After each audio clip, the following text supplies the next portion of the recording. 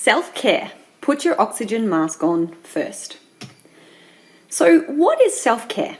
Well, self-care refers to the activities and the practices that we deliberately choose to engage in on a regular basis to maintain and enhance our health and our well-being. Now, a lot of this video comes from the Black Dog Institute website, so I highly recommend that you go and have a look at that website, and you'll be able to find all sorts of fantastic resources. But basically on there they say, self-care helps prevent stress and anxiety. So by incorporating self-care activities into your regular routine, just little things like going for a walk, socializing with friends, what you actually do is you give your mind and your body time to rest, reset, and rejuvenate so that you can then avoid or reduce the symptoms of stress and anxiety. All right, we've got to make sure we're always putting stuff back in our cup and, not just depleting all of the resources. And the other thing they say is self-care makes you more effective. So when you actually take time for yourself and you give your body food, rest, the activity it needs, then you'll actually have more energy to meet the demands of daily life, including high workloads at work, perhaps very busy lifestyles at home, maybe a bit of time for hobbies, activities. So however unusual they might be, bringing more balance to your daily routine will help you be more productive and more resilient to stresses. So we've got to make sure that we're creating the space for a bit of self-care for ourselves. Now, what I want you to do is an activity called the Wheel of Life. And so I want you to draw a circle on a piece of paper, and you can even Google Wheel of Life. There's plenty of free resources out there online. And I want you just to mark where you are in the Wheel of Life right now. So there's some categories on this particular example that I've got. I've just used the Life Coach Training Institute Wheel of Life as an example. And so they look at career, money, health, family, friends, marriage, single life, personal growth and development, fun, hobbies, recreation, living and environment. You can use the same categories, or you can pick ones that are more, aligned to you and your world. And so what I want you to do is put a mark on each of the spokes of the wheel for where you are at in your life right now. So you can see on the right-hand side, there's the example there. And so they've gone and they've said, in that living environment, top left, they've given themselves a 2, in the career, a 5, in money, 8. And so they've put a line basically where that would be on the spoke. And then I want you to join all the lines up and colour it in.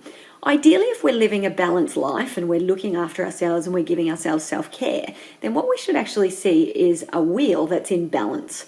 Now, this one here is a little imbalanced, and so a person can then take a bird's eye view assessment of where they're at and go, okay, if I'm only a 2 in living environment and home, I probably need to tilt over the next couple of months, and that's really where I want to try and build that up a little bit more. That's an area of my life I'd like to work on.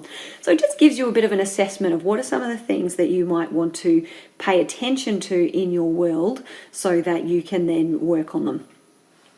So different ways that you can practice self-care. There's a lot of different ways, and it's going to be different for everyone. It's really based on you and your likes and, what are your hobbies and what are the things that fill your cup back up and energize you a bit. They often say keeping active and exercise is a great way to look after yourself. Eating well, super, super important. You've got to be nourishing your body right. Your brain uses about 20% of your daily energy capacity, so you've got to make sure that you're fueling your body properly. Drink sensibly. Take your holidays. Make sure you're having some downtime and enjoying life along the way. Focus on wellness, meditation, rest, sleep. Accept who you are. We can all improve in different areas, but the reality is we are who we are. So a bit of self-care and a bit of self-love of acceptance of who we are, and then plans to change those things goes a long way rather than being quite detrimental or harsh on ourselves. Do something you're good at. When we excel at something and we achieve something, we get happy endorphins and hormones that get released. So do something that you're good at to make you feel good. Make sure you take a break. Ask for help if you need it. Deep breathing, certainly an amazing thing. There's lots of different ways you can do deep breathing. There's, a box exercise where you can, in for 4, hold for 4, out for 4. And so lots of different ways you can do deep breathing, but it makes a huge difference. Listen to music, reading, take up a hobby, connect with others, and talk about your feelings. Now, what about in particular for work? How can we practice self-care at work? So the other one was more general and holistic. At work, make sure you're taking your breaks. Don't book a full day of back-to-back meetings. Make sure you've got gaps in between. If you've got an EAP system and you feel like you need to use it, so an employee assistance program, then don't be afraid to step out and ask for help through EAP. Go outdoors in your lunch break. Sometimes it can be really quite depressing to be inside with artificial light and perhaps not even having a window and eating at your desk as well. So just go outside and get some fresh air. Set realistic deadlines and deliver on time. Sometimes we cause stresses because we've overcommitted, and then when we haven't delivered on time, it then causes our own self-imposed stresses. So be realistic about deadlines and then stick to the delivery of it. Keep overtime to a manageable amount where possible. And of course, there is no one size fits all when it comes to overtime, but make sure that you're doing enough so that you're still getting enough you time at the end of the day. Limit working extra hours and try not to take work home. Don't sweat the small stuff. Utilize flexible working arrangements where possible. Meditate, read a book, or listen to music on your breaks. Have fun. Fun is so important. We must laugh. And again, happy endorphins released. But have fun along the way. Speak up early if you're feeling overwhelmed. Don't wait until, everything comes crashing down around you. Schedule meetings during core work hours. So don't try and schedule meetings outside of hours. Keep it all condensed to a day so that when you go home, you can unwind. Sometimes it's okay to say no. Push back where you can push back. Obviously, this needs to be done with discretion and every situation is different, but we don't always have to catch every ball that comes our way. Sometimes we can say no with diplomacy. Deep breathing again. Take your holiday leave. Make sure you have it. Have a technology switch off. That might be at the end of the day, or even some workplaces now have, Friday afternoons, we've got a no technology policy. And then keep space in your diary for unexpected items. If you fill your diary back to back full with stuff, then you're not going to have time for the extra things that hit your plate, which are going to overwhelm you then when they pop up. So next I want to introduce you to the circle of control, influence and concern. And it's based on a Stephen Covey concept from the 7 Habits of Highly Effective People. And basically he distinguishes between proactive people, and those are the ones who focus on what they can and can influence, so what they can do and what they can influence, and reactive people focus their energies on things that are beyond their control. Now, basically, whenever you're, faced with something, what you want to do is you want to have a look and think about, right, what can I control? And generally it's only you, your thoughts, your actions, your words, your concerns, your behavior. Okay? The circle of influence is where you want to basically grow your influence. Stay out of the circle of control. Circle of control are the things like, the weather, the tax, what other people are doing, what other people are saying, how they're spending their time. All of those things are beyond your control. So they fall into your circle of concern. What you want to learn to do is focus on your circle of control and then grow your influence. So what you'll find is you'll be less stressed if you're looking at the things that you control. Now, you're not always going to like the things in the circle of concern, but note that they're there and either move on or make a plan to try and influence and change the things that you don't like within the circle of concern. Now, this next tool is actually a free self-help tool. And again, it's on the Black Dog Institute website. Now, we do not own this program and nor are there any royalties. It's just a good program that we're aware of that's a free self-help tool. It's called My Compass. And basically, it's all about learning new ways to deal with thoughts, feelings, and behaviors that cause you trouble.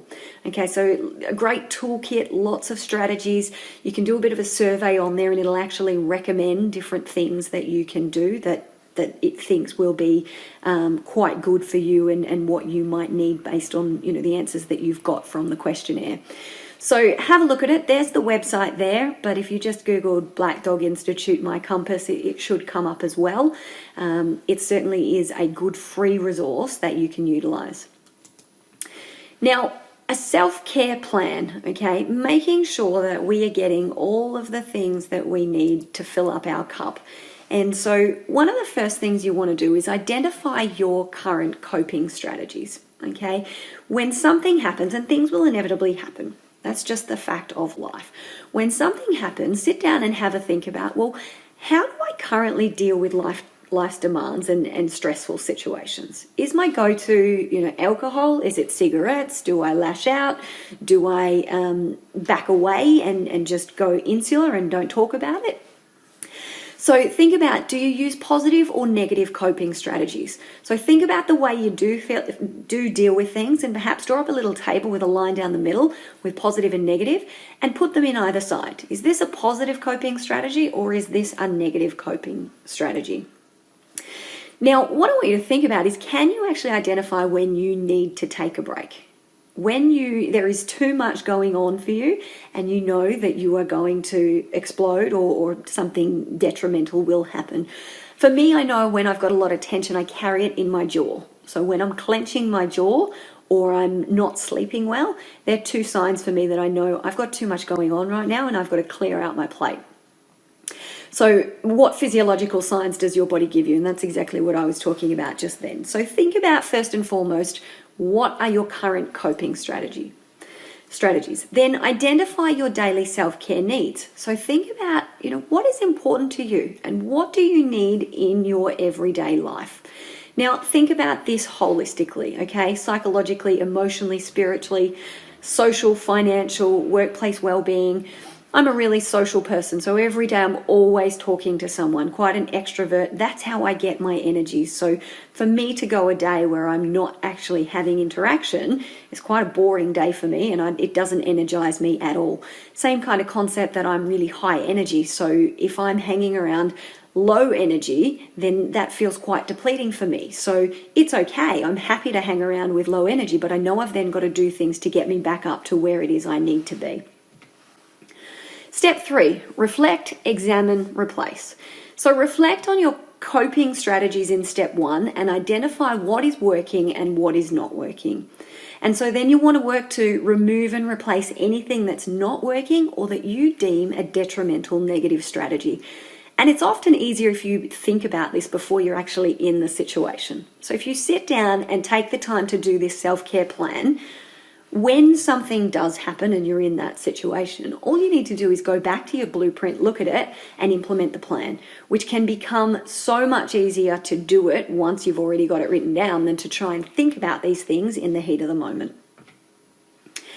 And then, as step 4 says, create your self-care plan. So using your personal needs, reflection, and coping strategies, identify a self-care plan. And so this plan can be as detailed or as elaborate as you choose. The Black Dog Institute actually has a great self-care plan template that you can use. You can draw up your own, you can Google one as well. So thinking about self-care ahead of time and being proactive about it is going to get you a far better result. And then the last thing I just want to draw your attention to is the SETTLES framework. So again, Black Dog Institute. So think about this particular acronym, SETTLES. So stay focused on the here and the now and avoid thinking too far into the future and take each day one step at a time. All right, just be present right here, right now. Don't get overwhelmed with what could be or what has happened. E is for engage and stay connected to friends, family, and support networks. Working together with communities, united as a country, we can move through this. Now, this is actually taken through for COVID-19, but basically stick with your community, stick with whatever social network groups that you need to make sure that you're staying energized. T is for thoughts are thoughts, not necessarily facts. Be alert to negative thoughts and don't give them power. That's a really important one, and we've actually got a video that talks about ants, so those automatic negative thoughts. T, the next T is treat people with kindness, support others through this time of uncertainty. Absolutely, T is an amazing one. Treat people with kindness each and every day. L is for limit information and time on unhelpful media. Constant exposure to anxiety fueling stories drives panic and uncertainty. And then E is for exercise is key. Research shows that good physical health is critical for a healthy mind. Focus on good sleep, eating well, and working out. And then S is for seek help. If you're concerned about yourself or others, talk to your GP. The Black Dog Online Clinic is a good place to start with a self-assessment. So there you have it. You've got a few strategies there for self-care, a few ideas about how to fill up your cup. I hope you enjoyed the video, but definitely reach out to your coach and have a chat to your coach. If it's an area that you perhaps struggle with the demands of daily life in the modern world, it's certainly an area that most people do struggle with because, you know, unlike work where you've got people demanding things and you've got deadlines, self-care is one of those things that we have to make time for, and it's self-imposed, and often it's the first thing that we forget to do, particularly when we get busy. So make sure that you create the space and the time in your world to look after yourself. So I hope you enjoyed the video, and I'll see you on the next one. Bye-bye.